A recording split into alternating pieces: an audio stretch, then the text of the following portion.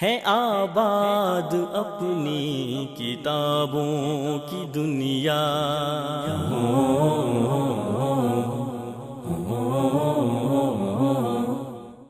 بسم اللہ الرحمن الرحیم۔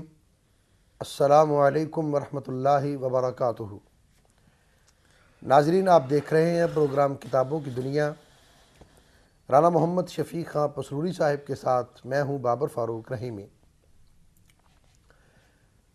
ہم آج کے اس پروگرام میں جس کتاب پہ تبصرہ کریں گے اس کتاب کا نام ہے گزر گئی گزران، جس کو تحریر کیا ہے جناب مولانا محمد اسحاق بھٹی نے۔ 466 صفحات پر مشتمل یہ کتاب۔ اس کتاب کے اندر کیا ہے یہ ابھی بتائیں گے جناب رانا محمد شفیق خان پسروری صاحب۔ رانا صاحب آج کی یہ کتاب بڑی اہم کتاب ہے۔ جی جی اس کتاب کے اندر گزر گئی گزران میں مولانا محمد اسحاق بھٹی نے اپنی سوانح عمری لکھی ہے، اور بھی بہت سارے لوگوں نے اپنی سوانح عمری تحریر کی ہے۔ ان کے اندر اور اس کتاب کے اندر کیا فرق ہے؟ بسم اللہ الرحمن الرحیم۔ بابر صاحب، یہ کتاب جو آج ہمارے زیر تبصرہ ہے، یہ صرف کتاب نہیں جی بلکہ ہمارے دور کی ایک نابغہ روزگار عبقری شخصیت کی زندگی کو سمیٹے ہوئے ایک بہت اہم دستاویز ہے۔ ماشاءاللہ۔ مولانا محمد اسحاق بھٹی، جی جنہیں کل ہی ہم نے دنیا سے رخصت کیا ہے، ان کی اپنی لکھی ہوئی سوانح عمری ہے۔ جی اور جس طرح آپ نے سوال کیا کہ سوانح عمری کئی لوگوں نے اپنے حالات زندگی خود لکھ دی ہے، مولانا محمد اسحاق بھٹی نے بھی اپنے حالات زندگی لکھے ہیں۔ فرق صرف یہ ہے کہ بعض کتابیں ہم دیکھتے ہیں، مثلا اردو ادب میں بے شمار کتابیں ہیں جو خود نوشت سوانح عمریاں ہیں، جی لیکن ان میں بعض لوگوں نے تعلیمیوں سے کام لیا ہوتا ہے، مبالغے کے ساتھ اپنے آپ کو بڑا بنا کے پیش کیا ہوتا ہے، اور ایسی باتیں کرتے ہیں کہ جن پر یقین کرنے کو جی نہیں چاہتا۔ دوسری طرف مولانا محمد اسحاق بھٹی تھے، جنہیں اب مرحوم کہنا پڑ رہا ہے، رحمۃ اللہ علیہ۔ رحمۃ اللہ علیہ۔ وہ عاجزی اور انکسار کا پیکر تھے۔ آپ نے بھی دیکھا ہے، ہم نے بھی دیکھا ہے، بہت بڑی شخصیت کے مالک ہونے کے باوجود جی جی انکسار ان میں بہت زیادہ تھا، ایسے ہی۔ عاجزی بہت زیادہ تھی، نہایت سادہ طبیعت کے مالک تھے، اور کہیں بیٹھے ہوں تو یہ پتہ ہی نہیں چلتا تھا کہ یہ ہیں مولانا اسحاق بھٹی، صحیح۔ یا یہ شخص جو ہے علم کا پہاڑ ہے۔ اس انداز سے بیٹھتے تھے۔ کثیر التصانیف تھے، کثیر التحریر تھے، اور کثیر المجالس تھے، مجلسی آدمی تھے۔ ہم آج اسی وجہ سے یہ چاہتے ہیں کہ ان کی کتاب پر تبصرہ تو ہو ہی ہو، لیکن اس سے زیادہ ان کی شخصیت پر تبصرہ ہونا چاہیے۔ موقع بھی ہے جی اور کیفیت بھی ہے۔ جی مولانا محمد اسحاق بھٹی وہ شخصیت تھے جنہوں نے اپنا آپ اپنے کام کے ذریعے سے بنوایا، بے شک۔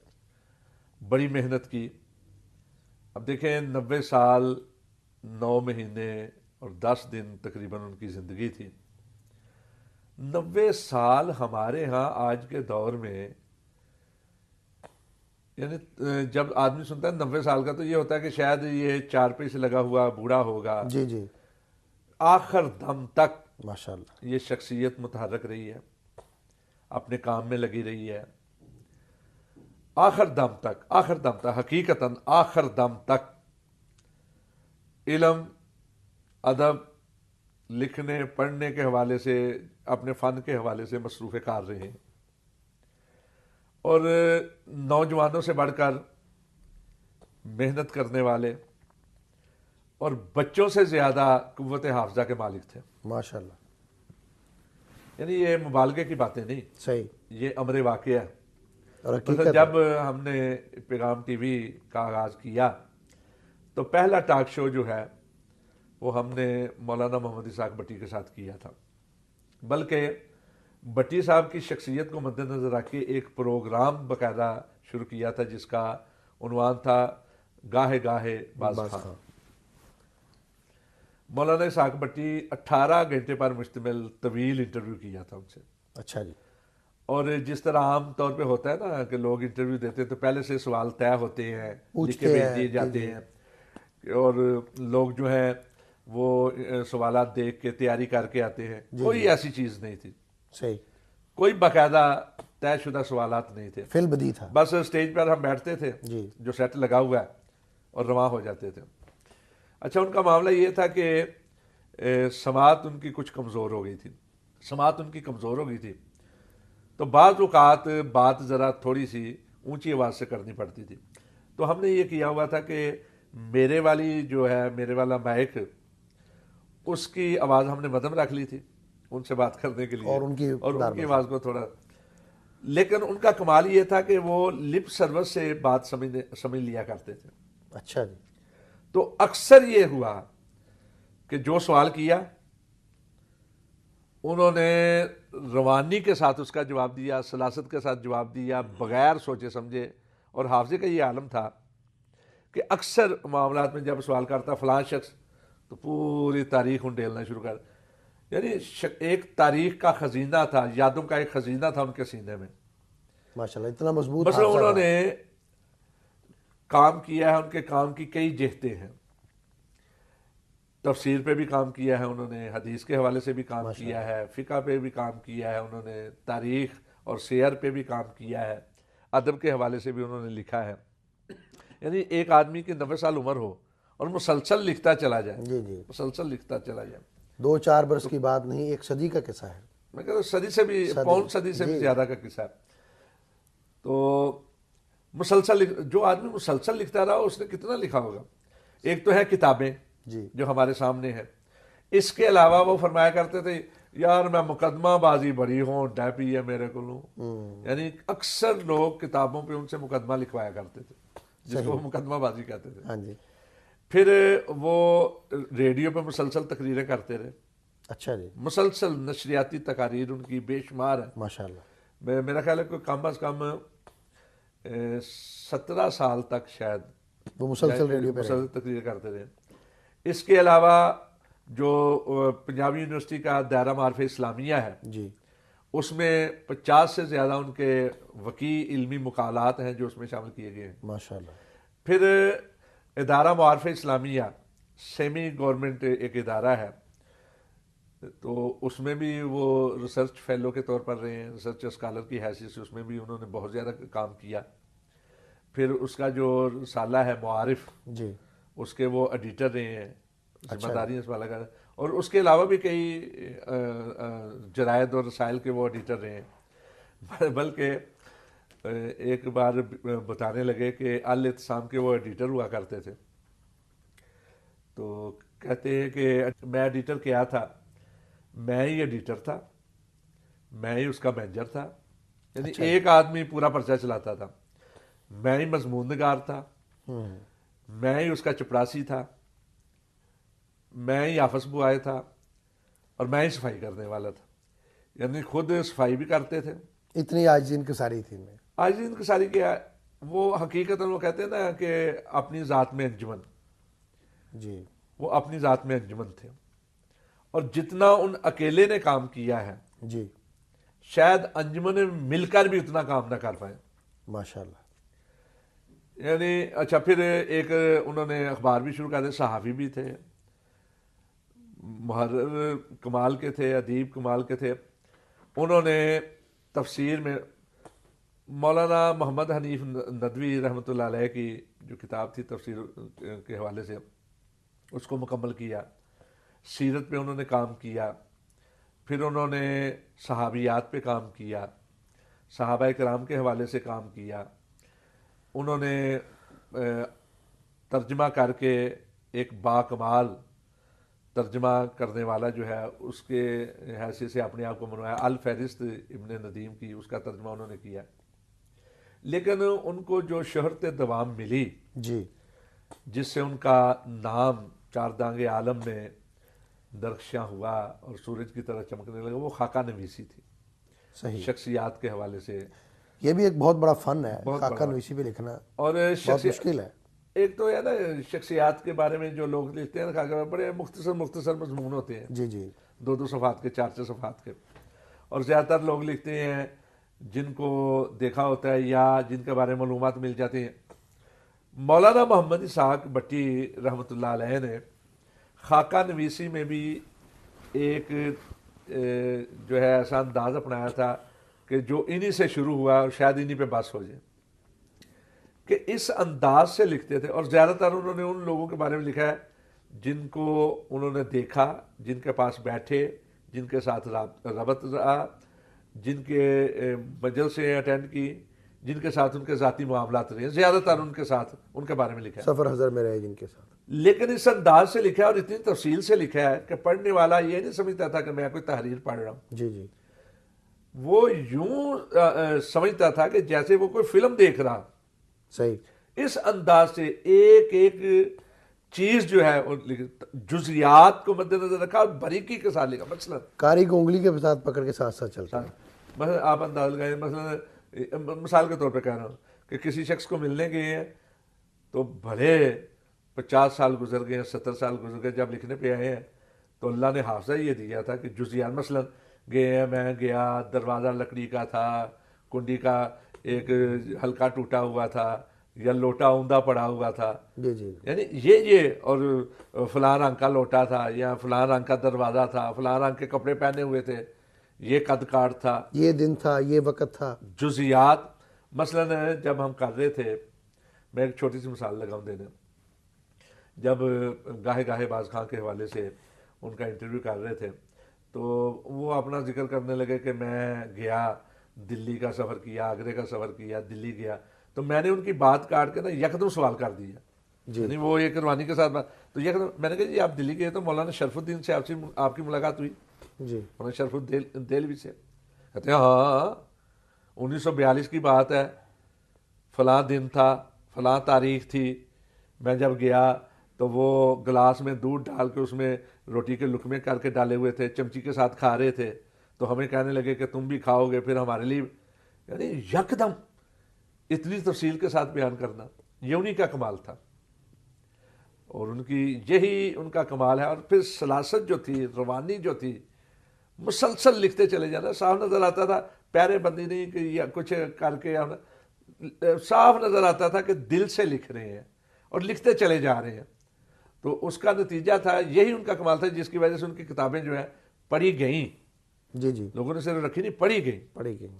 اور انہوں نے اتنا زیادہ لکھا ہے کہ بر صغیر میں یہ بات بلا مبالغہ کہی جا سکتی ہے کہ شخصیات پر جتنا انہوں نے لکھا، جتنا زیادہ لکھا اور جس قدر لکھا، جی جی وہ کسی اور نے نہیں لکھا ہوگا. ویسے ہم دیکھتے ہیں نواب صدیق حسن رحمۃ اللہ علیہ نے، انہوں نے بھی بہت لکھا شخصیات پہ بہت زیادہ لکھا ہے، ان کی کتابیں ہیں کئی. اسی طرح مولانا عبدالحی لکھنوی کے جو والد تھے، انہوں نے نزہۃ الخواطر 7 جلدوں میں لکھی، اس میں بھی لکھا.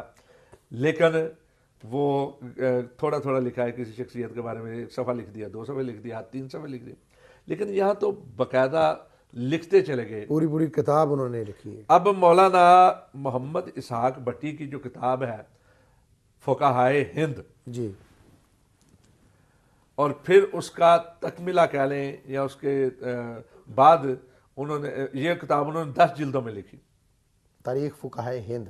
فقہائے ہند جی یعنی وہ فقہا جو بر صغیر میں رہے ہیں اسلام کے آنے کے بعد سے لے کر، یعنی کہ موجودہ، اور ایسے ایسے تھے کہ جن کے بارے میں لوگوں کو پتہ بھی نہیں یہ کون ہے.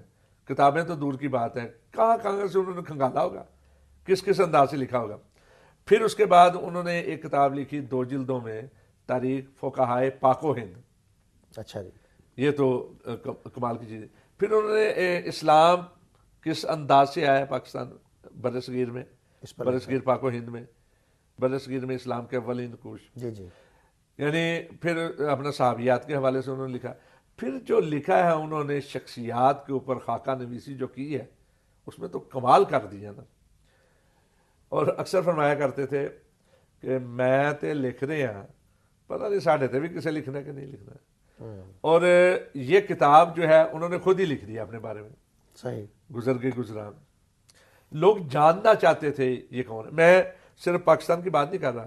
اصل میں مولانا اسحاق بھٹی کو زیادہ تر وہ لوگ جانتے ہیں جو کتابوں کے رسیہ کتاب پڑھنے والے ہیں, جنہوں نے شخصیات کے حوالے سے دیکھا, یا ادب کے ساتھ منسلک ہیں, جو ان شخصیات کے ساتھ منسلک تھے, متعلق تھے جن شخصیات پہ مولانا نے لکھا. لیکن پاکستان سے زیادہ میں نے ان کی قدر, ان کی مانگ انڈیا میں دیکھی ہے. حقیقتاً وہاں کی جو علمی دنیا میں گیا ہوں کئی بار, تو وہ لوگ جس طرح منت نہیں کرتے جی جی کہ کسی طرح سے بھٹی صاحب کی زیارت ہو جائے. بھٹی صاحب کی کتابیں وہاں ترجمہ ہوئی ہیں ہندی میں, بلکہ بھٹی صاحب کی کتابوں کے بعض حصے وہاں کے لوگوں نے انگلش میں ٹرانسلیٹ کر کے. رانا صاحب بڑا لمبا موضوع ہے لیکن وقفے کے لیے اشارہ کیا جا رہا ہے. ناظرین, کتاب گزر گئی گزران جس کے مصنف ہیں جناب مولانا محمد اسحاق بھٹی رحمۃ اللہ علیہ.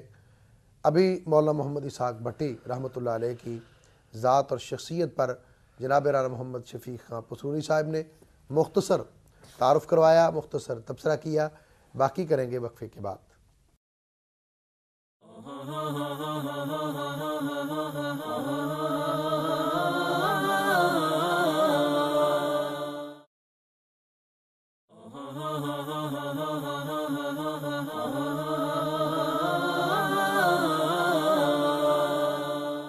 Welcome back. ناظرین, وقفے پر جانے سے پہلے حضرت مولانا محمد اسحاق بھٹی رحمۃ اللہ علیہ کی کتاب گزر گئی گزران پر تبصرہ فرما رہے تھے جناب رانا محمد شفیق خان پسروری صاحب. آئیے مزید جانتے ہیں. رانا صاحب, جس طرح آپ ابھی مولانا محمد اسحاق بھٹی رحمۃ اللہ علیہ کی علمی اور تصنیفی خدمات بیان فرما رہے تھے, ابھی ہمارے ناظرین تک تھوڑا سا یہ بھی آپ فرمائیے کہ وہ کہاں پیدا ہوئے اور ان کے جو ہم عصر علماء کون کون سے تھے, پھر کون کون سی شخصیات ہیں جن پر انہوں نے اتنا لکھا, اور کن کن کے ساتھ ان کو کام کرنے کا موقع ملا. بابا صاحب, یہ جو کتاب ہے ہمارے زیر تبصرہ, یہ در حقیقت مولانا محمد اسحاق بھٹی کے حالات زندگی پر ہے. کوئی اور ان کے بارے میں کچھ کہے جی تو اس میں آگا پیچھا ہو سکتا ہے, لیکن یہ انہوں نے خود اپنے حالات زندگی جو ہے تحریر کر دیے ہیں. مولانا محمد اسحاق بھٹی 15 مارچ 1925 کو اپنے ننیال میں, پٹیالہ جو ریاست تھی پٹیالہ, اس کا ایک گاؤں تھا ہنڈائیا, وہاں پیدا ہوئے. ان کا جو آبائی شہر ہے وہ تھا کوٹ کپورہ, ریاست فرید کوٹ میں. تو انہوں نے یہ کتاب جو ہے دسمبر 2007 میں لکھنی شروع کی, 2008 میں اس کو مکمل کر لیا تھا. 2009 میں یہ کتاب جو ہے وہ منصہ شہود پر آ گئی تھی. اس کا ابتدائیہ جو ہے مقدمے کے طور پہ کہہ لیں یا حرف اول کے عنوان سے وہ ڈاکٹر عبدالجبار شاکر نے تحریر کیا تھا. اور یہ کتاب انہوں نے کسی کے کہنے پہ لکھی تھی, کسی کے اصرار پہ کہہ لیں, اصرار پہ لکھی تھی, ورنہ وہ بے غرض قسم کے آدمی تھے, ان کو نام و نمود سے کوئی غرض نہیں تھی. یادیں اتنی زیادہ ہیں ان کے بارے میں کہ اگر ہم صرف یادوں پہ بات کرنے شروع کر دیں تو ہر ایک آدمی کے ساتھ وہ اس طرح ملتے تھے کہ کسی کو اپنے چھوٹے ہونے کا احساس نہیں ہوتا تھا, بے تکلفانہ دوست کی حیثیت سے. مثلا یہ بات میں پورے یقین کے ساتھ, رسوخ کے ساتھ کہہ سکتا ہوں کہ میرے وہ بزرگ بھی تھے, مربی بھی تھے اور دوست بھی تھے, ماشاءاللہ, بے تکلفانہ انداز میں مجلسی آدمی تھے. اور ایک چیز جو ہے وہ بابر صاحب سمجھنے کی ہے کہ اکثر جو لکھنے والا آدمی ہوتا ہے نا وہ مردم بیزار ہوتا ہے, کوشش کرتا ہے تنہائی میسر آئے لوگوں کے ساتھ. جی جی, لیکن یہ ایسے آدمی تھے مجلسی. صحیح.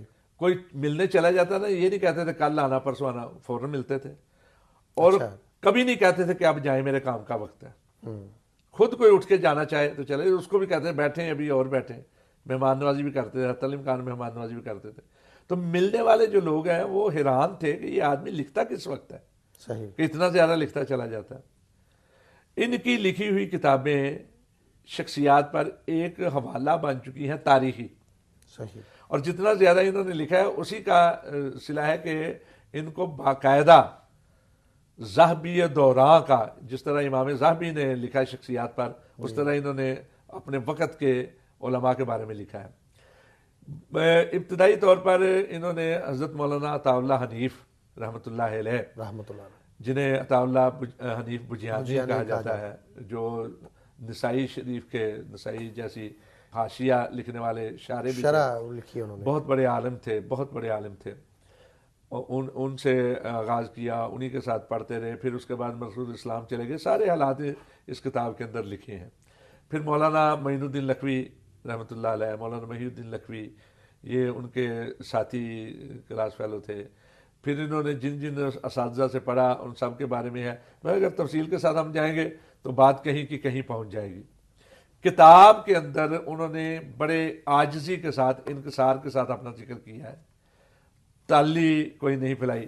لیکن مولانا محمد اسحاق بٹی کو سمجھنے کے لیے اور ان کی تاریخ کو جاننے کے لیے یہ کتاب بڑی اہم ہے. مستند حوالہ ہے ان کے حالات زندگی پر.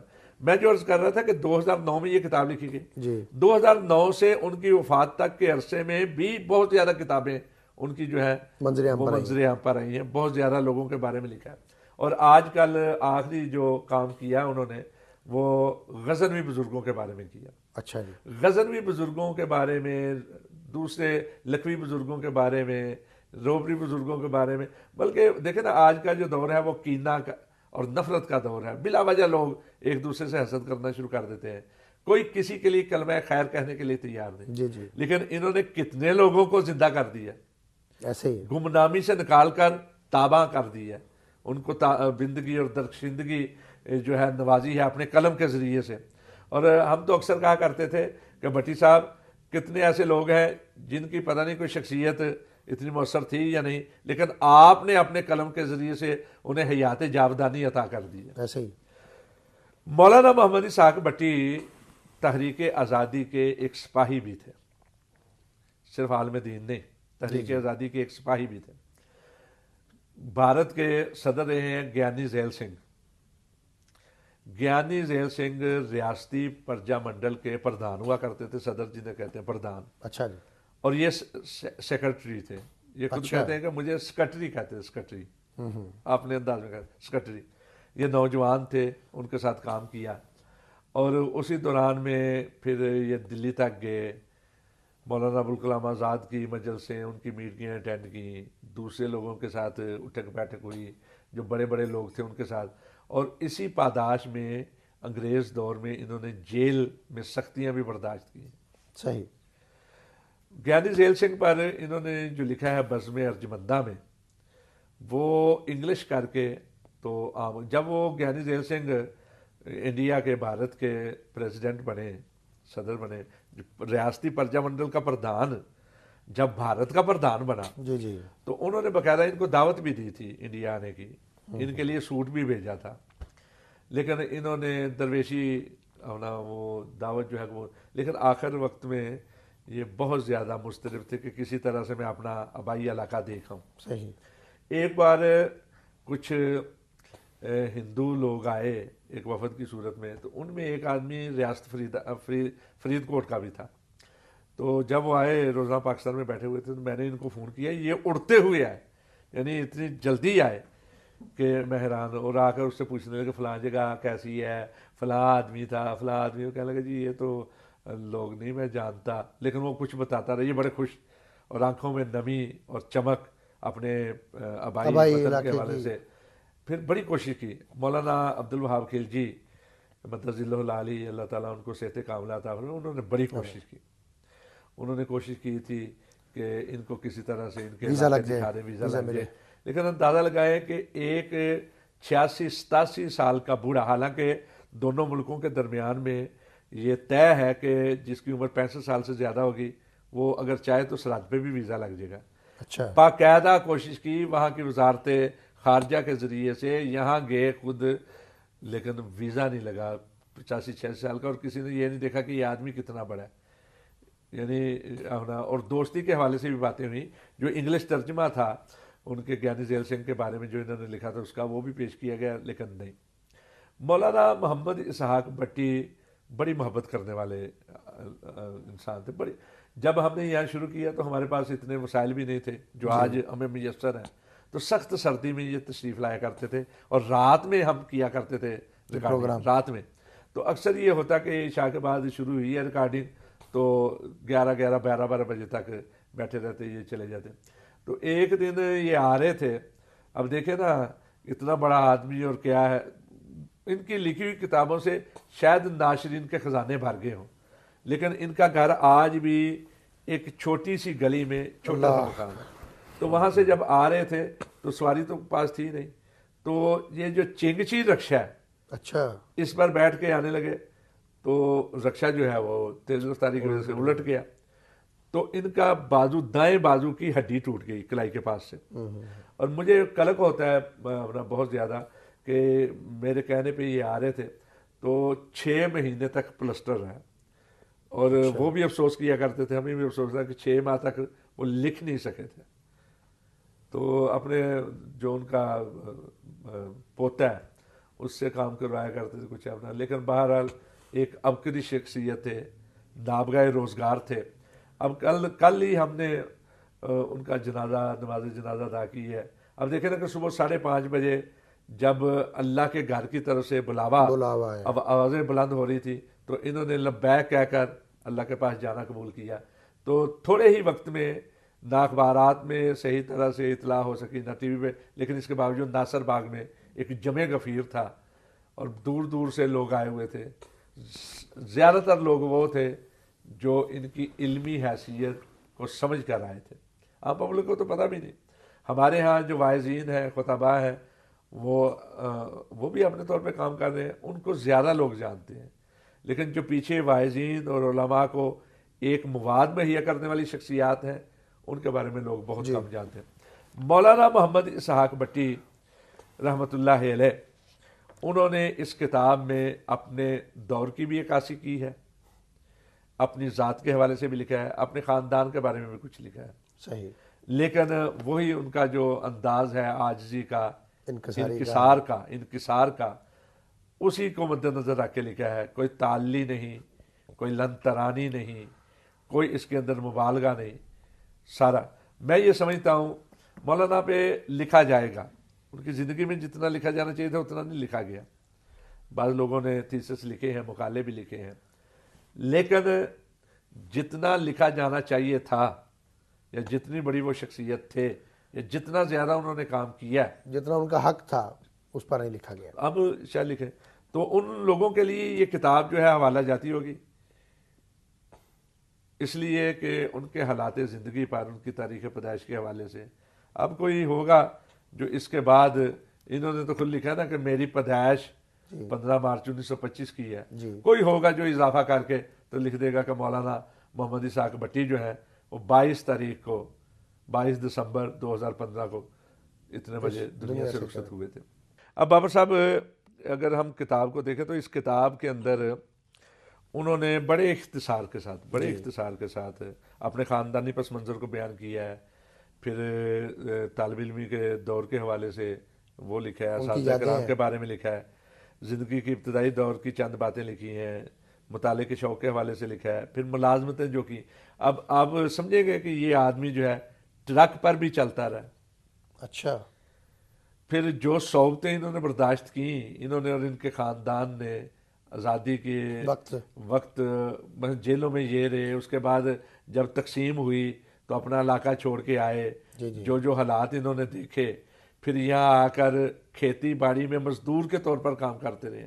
اور جب آئے ہیں تو کہتے ہیں کہ جس جگہ ہمیں جو مکان الاٹ ہوا تھا اس میں ایک پڑا ہوا تھا کھرپا جو کہتے ہیں وہ, ایک کتاب پڑھی تھی ہیر, اور ایک وہ جو باندھتے ہیں سکھ داڑھی کو رسنے کے لیے وہ پڑا ہوا تھا. یہ تھا, یہ کٹیا میں رہنے لگے تھے, ایک کھیت کی کٹیا, کھیت میں بناتے نہیں, اس میں رہتے تھے.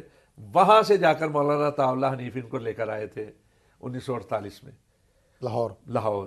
اور کہتے ہیں کہ میری تنخواہ مقرر ہوئی تو تنخواہ اس دور میں کیا تھی, تو کہنے لگے کہ جب میں ایڈیٹر بنا الاعتصام کا تو آدھے پیسے گجرانوالہ کی جماعت دیا کرتی تھی, اچھا اور آدھے پیسے لاہور کی جماعت دیتی تھی. صحیح. تو ہوتا یہ تھا کبھی ان کے پاس پیسے پورے نہیں ہوتے تھے, کبھی ان کے پاس پیسے پورے نہیں ہوتے تھے. یہ بھی کیفیت المیہ تھا. یعنی اس انداز میں انہوں نے زندگی بسر کیا.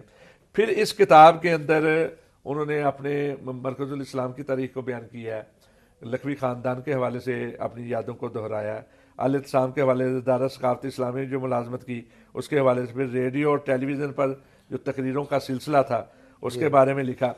پھر اس کے بعد انہوں نے آزادی برصغیر کی آزادی کے وقت جو مذہبی اور سیاسی جماعتیں اور تحریکیں تھیں ان کے بارے میں بھی اختصار سے لکھا ہے کہ کون کون سی, مثلا جمعیت علماء ہند تھی, جماعت اسلامی تھی, آل انڈیا اہل حدیث کانفرنس تھی, انجمن اہل حدیث پنجاب تھی, جماعت اہل حدیث تھی, مجلس حرار اسلام یا تحریک, پھر تحریک جو چلی مسجد شہید گنج کی, خاکسار تحریک, یعنی جن چیز میں یہ شامل رہے ہیں.